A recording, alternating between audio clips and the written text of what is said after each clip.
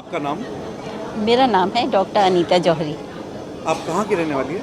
मैं वैसे तो आगरा को बिलोंग करती हूँ, बट अभी तो बरेली में हूँ।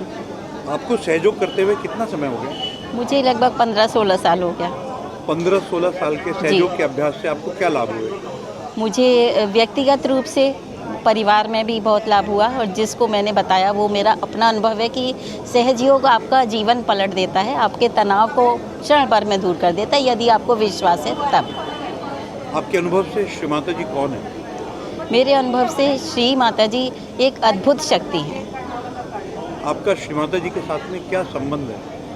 मैं श्री माता जी को सब कुछ मानती हूँ। जब कोई मुझे कष्ट होता है, जब कोई समस्या होती है, तो माँ बस श्री माँ स्मरण करती हूँ, और मैं कहती हूँ कि मुझे जिस तरीके से रखना है, मुझसे जो भी करवाना है, यदि कष्ट मुझे सहन करने की शक्ति दो, अदरवाइज़ इसको दूर करो।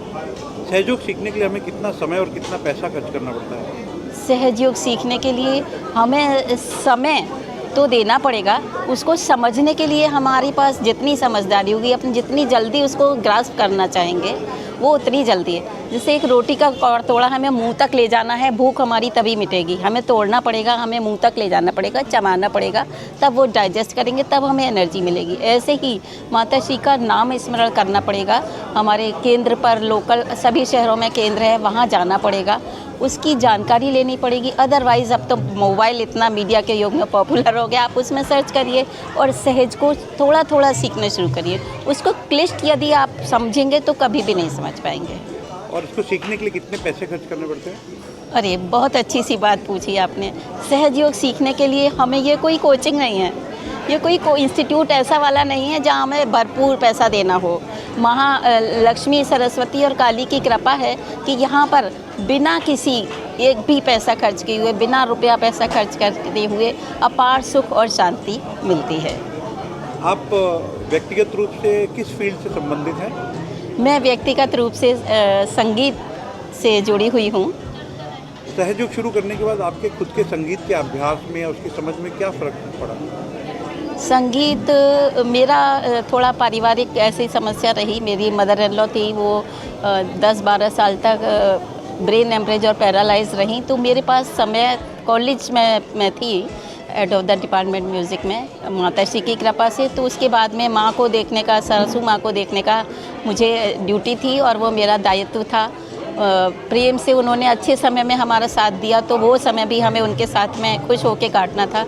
तो बस मैं माँ से कहती थी मुझे इतनी शक्ति दो, मेरे परिवार को इतनी शक्ति दो कि मैं अपनी सासू माँ को कॉलेज का सर्विस के साथ में भी इतना समय दे सकूँ।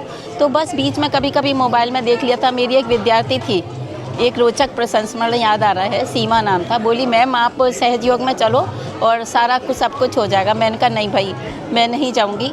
मैं तो व्यक्तिगत रूप से किसी व्यक्ति को नहीं पूजूंगी, मैं तो देवी देवता को पूजती हूँ। मैं नहीं जानती थी उस समय माँ को।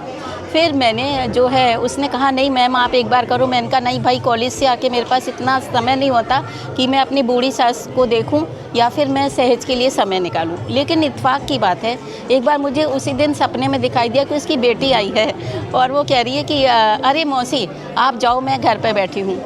तो ऐसा इत्तेफाक था। तो मैंने कहा शायद कहीं मुझे जाना हो, घूमने फिरने का शौक़ रहता था छुट्टी वाले दिन, क्योंकि सर्विस करते थे कि कहीं चले जाएं, ऐसा मन होता था। तो मेरी छोटी बहन जो हमारे पड़ोस में ही रहती थी, वो आई, बोली दीदी क्या हुआ, कहाँ जाना है? तो मैंने कहा अरे भाई तुम आ गई, तुम बैठो, मम्मी को देखो, मैं ज़रा अभी आती हूँ आधे 1 घंटे में। और मैं अपनी स्टूडेंट को कॉल करके और मैं वहाँ चली गई। मेरी बहन ने मेरी सासू माँ को देखा और मैं सहज में आई। उसके बाद से निरंतर मेरे अंदर क्या होता चला गया मुझे खुद भी नहीं पता, और मैं सहज में उतरती चली गई। जैसे एक दूर से नदी दिख रही है और आप उसमें डूबेंगे तो ज़रूर आपको आपकी प्यास बुझेगी, बस ऐसा अनुभव हुआ मुझे। मैंने अपनी सासू माँ को भी, आज वो इस दुनिया में नहीं है, भरपूर मेरे परिवार ने उनको समय दिया, उनके साथ में जो भी बन पाता था वो सेवा हमने करने की कोशिश करी। लेकिन और माँ ने, हमारे श्री माता जी ने हमें इतना चमत्कार दिखाया कि हमारा सब कुछ काम होता रहा। एक बहुत कष्टकारी बात याद आती है, मेरा बेटा था, सब लोगों ने कहा तुम कॉलेज और सर्विस करते रहोगे, माँ को देखते रहोगे, बच्चा बिगड़ जाएगा, बच्चे बिगड़ जाएंगे। उसने बाहर घूमना शुरू कर दिया, कॉलोनी में जाना फिरना, घूमना शुरू कर दिया। मैंने कहा माँ ये सब क्या हो रहा है? मैं दुनिया को पढ़ाने के लिए जाती हूँ, मेरे अपने घर में भी पढ़ाई होनी चाहिए। लेकिन मेरे भाई ने कहा, मेरी माँ ने कहा कि नहीं तुम इसे हमारे घर छोड़ दो, और मैंने उसका गुड़गांव में एडमिशन, जहाँ लाखों रुपए खर्च होते हैं, मैंने कहा ये भी कैसे होगा, पता नहीं बच्चे कौन से परिवार से जुड़ने जा रहे हैं आगे, तो हम इतना खर्चा कैसे मैनेज करेंगे। मैं कार में जा रही थी, मैंने कहा माँ आप ही बताओ मैं क्या करूँ, मेरे बच्चे भी बन जाएँ, मैं ऐसा चाहती हूँ, मैं उनको समय देना चाहती हूँ। तो बस ऐसा ही होता रहा। हम कार में बैठे हुए थे, थक के मैं पीछे लेट गई थी, तो मुझे याद आया कि कोई बिंदी लगाए। मुझे तब इतना माँ का स्वरूप दिमाग में नहीं चढ़ा था कि माँ कैसी लगती होंगी या क्या है। तो बिंदी लगा के कोई आई, उन्होंने खिड़की थपथपाई और बोली उठो, उसका एडमिशन हो गया बेटे का। तो इत्तेफाक से आता, मेरे बेटे का थोड़ी पहचान वहाँ पर कुछ भी नहीं थी। मेरा भाई रहता था, मेरी माँ रहती थी वहाँ पे, उन्होंने बच्चे को रखा और उसका रिलायंस स्कूल में एडमिशन करा दिया। तब से हमारा परिवार माता जी की कृपा से भरपूर पनप रहा है, और ये चमत्कार ही था, वरना लाखों रुपए डोनेशन देने के एक शिक्षक की तो सामर्थ्य में नहीं होता है। हमसे बात करने के लिए आपका बहुत बहुत धन्यवाद। जी।